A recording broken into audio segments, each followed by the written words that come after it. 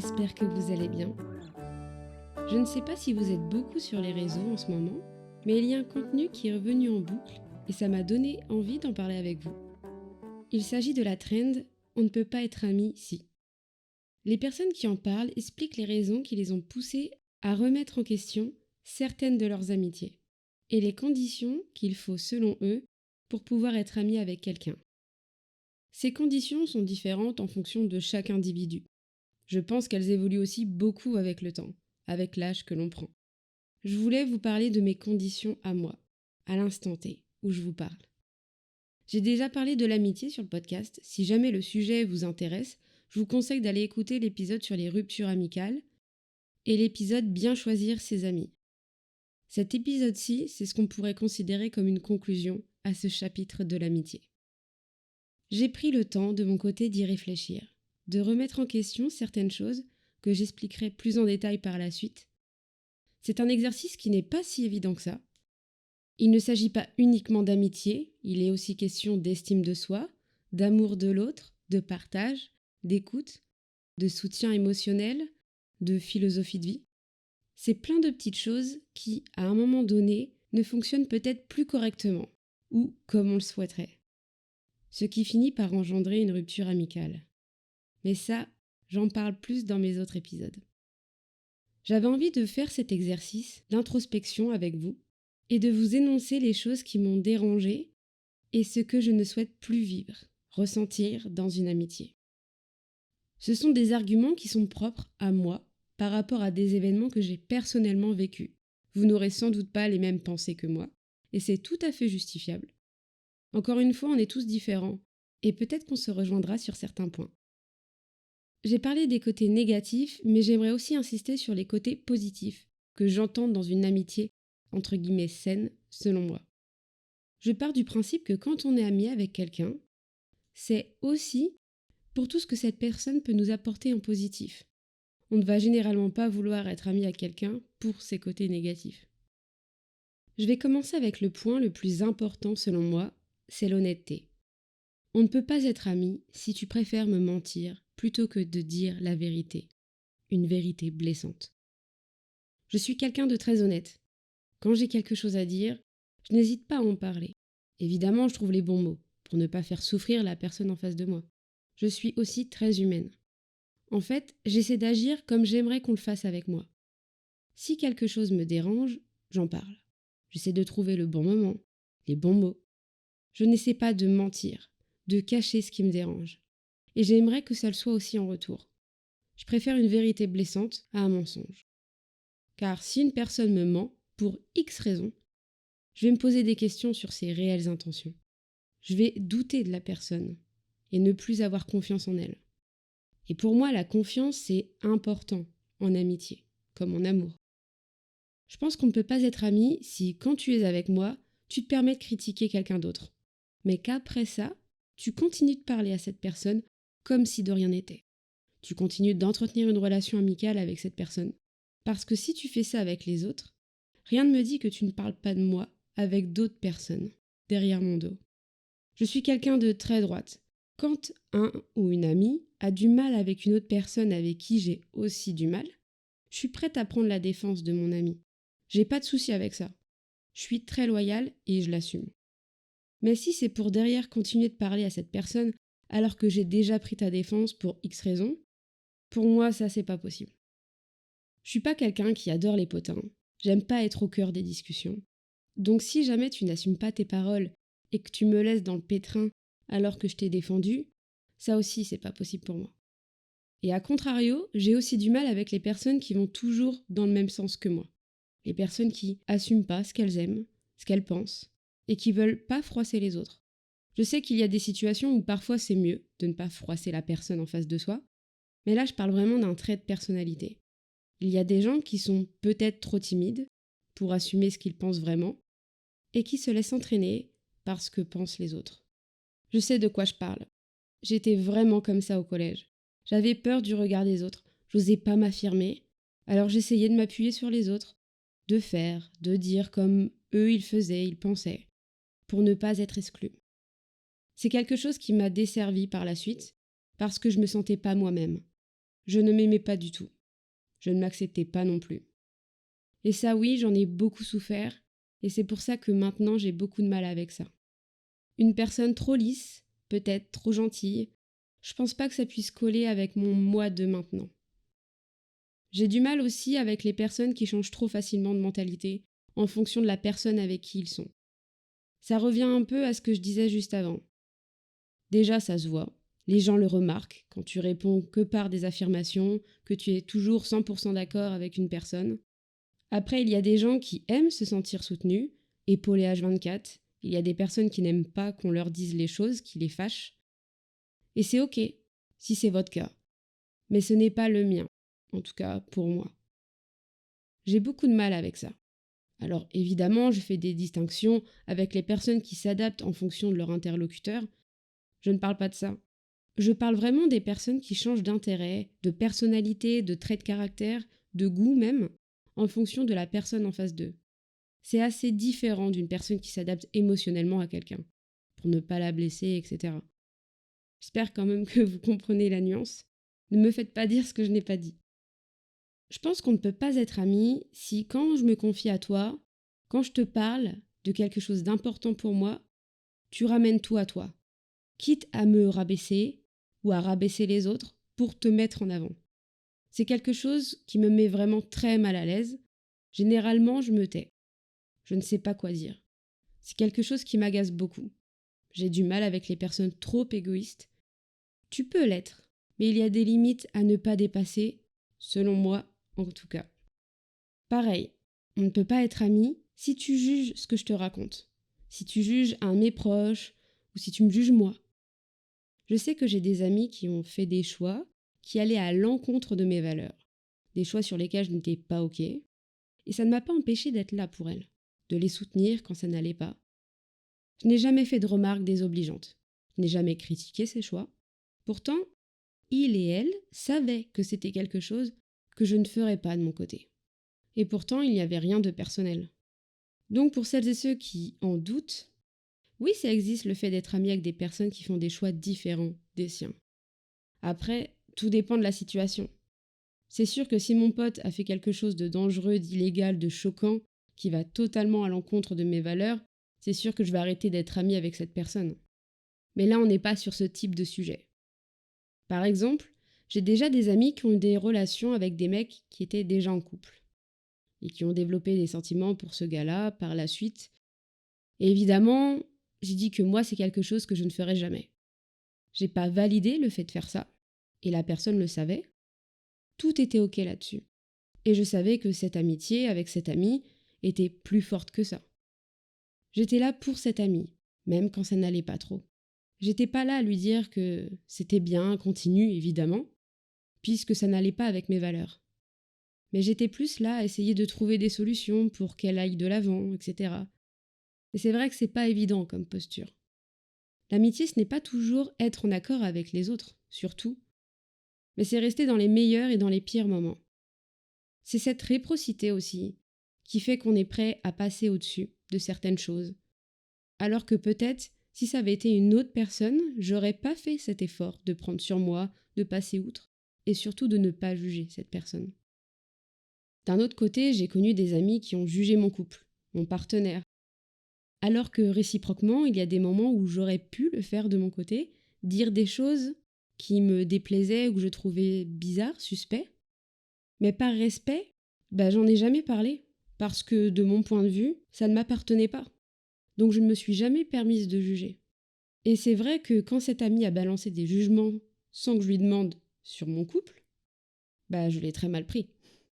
Être ami avec quelqu'un, c'est aussi le comprendre son mode de fonctionnement, savoir ce qu'il aime et à l'inverse ce qui le rend triste, ce qui le touche.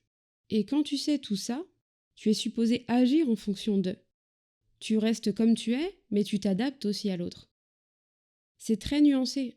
Je pense qu'il ne faut pas changer qui on est, ni changer nos valeurs, mais il faut aussi s'adapter, comprendre la personne. Et ça, il y a plein de personnes qui ont du mal avec ça. Et c'est aussi pour cette raison, je pense, que beaucoup de personnes refont cette trend de « on ne peut pas être ami ici ». Je pense qu'on se rend de plus en plus compte qu'être ami avec une personne, qui n'a pas les mêmes valeurs que nous, c'est vraiment compliqué. Ça finit par nous faire du mal, à créer des tensions dont on pourrait se passer. Et si je continue sur cette lignée, je pense qu'on ne pourrait pas être amis si tu ne fais que parler de tes relations amoureuses en boucle, sans parler d'autres sujets, sans même demander comment je vais, par exemple. Pour moi, une amitié, c'est dans les deux sens. Tu parles de toi, mais aussi tu t'intéresses à l'autre. Pareil, on ne pourra pas être amis si tu ne sais pas garder ce que je te dis pour toi, ou si tu ne peux pas t'empêcher d'en parler à d'autres personnes sans mon consentement. On ne pourra jamais vraiment contrôler, ni même savoir si quelqu'un parle de nous derrière notre dos. Mais je pars du principe que la confiance est aussi dans les deux sens. Après, en soi, ça ne me dérange pas tant que ça, si les propos ne sont pas transformés, si c'est pour prendre ma défense ou autre. Par contre, ça peut me gêner si c'est vraiment quelque chose de personnel, d'intime que j'ai confié et que très peu de personnes sont au courant. Je pense que je ne peux pas être amie avec une personne qui veut absolument tout contrôler, jusqu'à contrôler les autres. Quand j'étais au collège, je traînais beaucoup avec les personnes qui étaient populaires, et c'est un sentiment que j'ai vraiment ressenti. Le fait d'être contrôlée, de ne pas pouvoir être moi-même, limite d'être au service de l'autre. C'est quelque chose que je déteste vraiment. Après, ça n'empêche pas d'aimer tout gérer. Je pense particulièrement aux tâches ménagères, à tout ce qui est de l'ordre de l'organisation, toutes les étapes par exemple de la post-prod pour le podcast. C'est vraiment des choses que j'aime gérer et contrôler. Mais là, je parle vraiment contrôler des personnes, pas contrôler des salariés, etc. Je parle vraiment des personnes au global. Pour moi, c'est un gros red flag. Je pense qu'on ne peut pas être amis si tu te vexes facilement, si tu es trop susceptible. Je sais que je peux l'être parfois, dans les jours où moralement ça ne va pas trop, mais je sais aussi qu'il y a des personnes pour qui c'est quelque chose de récurrent, de quotidien. C'est aussi quelque chose dont on n'est pas toujours conscient, je tiens à le rappeler. Mais il est vrai que si une personne est beaucoup trop premier degré ou beaucoup trop susceptible, ça va vite être compliqué, car j'aime bien taquiner les gens, les faire rire. Je sais que pour certains, ça c'est compliqué. Et si par exemple tu as fait une faute que je te reproche, car ça m'a fait du mal, parce que ça m'a mis mal à l'aise, etc., et que quand je t'en parle, tu te braques, là oui pour moi ça va être compliqué de passer au-dessus. C'est compliqué d'échanger avec une personne qui se braque très rapidement. Après, je tiens à préciser qu'il faut prendre un ami avec ses qualités et ses défauts. La susceptibilité est un défaut selon moi, mais quand tu aimes quelqu'un, tu l'acceptes comme il est. On a tous des moments de haut, de bas, comme je l'ai dit un peu plus tôt. Après, il y a vraiment des personnes qui sont très susceptibles, et ce constamment. Des personnes qui n'acceptent pas les remarques ou les critiques constructives, et ça se ressent très vite. J'adore échanger, même avec des personnes dont je n'ai pas forcément les mêmes valeurs. Je pense qu'on apprend beaucoup des uns et des autres. Donc c'est vrai que quand une personne se renferme sur elle-même, c'est compliqué d'échanger. Surtout si tu dis à la personne qu'elle t'a blessé et que cette personne en face se braque et tente de remettre la faute sur toi. Alors là, vraiment, c'est pas possible pour moi. Au bout d'un moment, t'as plus envie de faire d'efforts et de prendre sur toi. Moi, dans ces cas-là, je laisse tomber, clairement. Je n'ai plus l'énergie pour ça. Ça me rend triste. Mais c'est ok si à un moment donné, tu ne te sens plus de te confronter à quelqu'un pour lui faire entendre raison. C'est important de penser à soi aussi, ce qu'on oublie trop souvent à mon goût. Je pense que j'ai aussi beaucoup de mal avec les personnes qui se remettent jamais en question et qui reportent la faute sur les autres, avec les personnes trop pessimistes aussi. Ayant une pathologie lourde, la mucoviscidose, je sais ce que c'est d'avoir un quotidien plus compliqué que la moyenne. Je viens pas d'une famille hyper aisée non plus, et c'est vrai que j'ai déjà eu des idées noires, où il y a des jours où moralement ça ne va pas du tout. Mais j'arrive à garder la tête haute, parce que je fais partie de ces gens qui font avec, et qui n'ont pas le choix que de faire avec. Je n'ai pas choisi cette vie, mais pourtant j'ai envie de la saisir et de la vivre le plus intensément possible que je puisse. C'est clairement une philosophie de vie que tout le monde n'a pas. Et je comprends totalement. Il y a des jours où je ne suis pas ok avec ça, et c'est normal. Mais c'est vrai que j'ai un peu de mal avec les personnes qui sont pessimistes, mais vraiment constamment. Pour des petits trucs, qui ne sont jamais contents, ou qui n'arrivent pas à se réjouir des petites choses. quand tu as un handicap, tu sais que c'est pas tous les jours facile. Et donc c'est plus évident, j'ai l'impression, pour nous en tout cas, de profiter des petites choses du quotidien et de s'en réjouir. Il y a beaucoup de personnes pour qui ce n'est pas le cas. Et ça m'attriste beaucoup. En fait, j'ai l'impression que ce genre de personnes ont une aura autour d'eux plutôt négative et je vais très vite le ressentir et en être impactée. Je ne sais pas si vous comprenez vraiment ce que j'essaie de vous expliquer. J'avoue, c'est un peu flou même pour moi. Après, encore une fois, on est comme on est. Je n'ai aucunement envie de changer les gens. Mais de mon ressenti, ce genre de personnes m'impacte trop négativement parlant. J'aime pas trop ça. Donc si je peux m'entourer de personnes qui ont des énergies plus positives, qui me poussent vers l'avant, qui me motivent et qui me soutiennent à 100%, bah c'est mieux selon moi. Après, je ne juge pas. Je sais qu'il y a des gens qui n'ont pas des vies faciles, et pour d'autres, ce sont juste des périodes. Mais il y a aussi beaucoup de personnes qui aiment ressasser toujours les mêmes choses, qui tirent les personnes vers le bas pour paraître plus haut. Et ça, vraiment, je peux pas. Je pense que si tu me soutiens pas dans mes projets ou si tu n'arrives pas à être heureux ou heureuse pour moi, on ne pourra pas être amis. Pareil, c'est la base de l'amitié selon moi. Sans jalousie et pas par intérêt. Parce que ça aussi, je l'ai connu au moment où je faisais de la photo. Et vraiment, ça non plus, je peux pas. Je pense que c'est compliqué d'être ami si on ne partage pas le même humour, les mêmes valeurs. Par exemple, je sais que je ne tolère pas du tout les personnes qui dénigrent le physique des autres personnes. Par exemple, les personnes qui dénigrent les serveurs, les femmes de ménage, qui ne respectent pas les caissières, qui ne disent ni bonjour, ni au revoir, ni merci. Parce que pour moi, il n'y a pas de sous-métier. J'ai été éduquée avec des valeurs où je mets tout le monde au même niveau. C'est vrai que pour moi, c'est rédhibitoire. Si je vois quelqu'un mal parler ou mal se comporter envers un serveur, envers une caissière, etc., j'arrive pas à le supporter. C'est un gros red flag pour moi. J'en ai pas encore parlé, mais on ne sera pas amis si quand je crush sur quelqu'un, tu essaies quand même de passer des moments en tête à tête avec cette même personne, afin évidemment de la pécho, sans même me demander avant si je suis ok ou pas. Là, oui, pour moi, c'est un gros red flag. Et oui, je l'ai déjà vécu. Franchement, quelle trahison, vraiment. C'est limite à se demander si on était vraiment amis au final. Pour moi, il y a un code d'honneur en amitié à respecter. Les gens sont prêts à tout pour pécho. Mais ça, c'est mort pour moi. Une amitié devrait passer avant les mecs, avant les meufs. Une amitié devrait passer avant les histoires d'amour. Surtout si ce n'est que le début de cette histoire d'amour, et qu'il n'y a rien de sérieux. Pour qu'une amitié soit assez solide sur la durée, selon moi encore, je pense qu'il faudrait déjà maintenir le contact. Pas tous les jours, ni forcément toutes les semaines, mais quand même continuer de se parler, de prendre des nouvelles, de se confier de temps en temps, quand ça va et quand ça ne va pas. L'un ne va pas sans l'autre. Pour moi, si tu es là que dans les bons moments, et pas quand ça ne va pas, il y a un gros problème.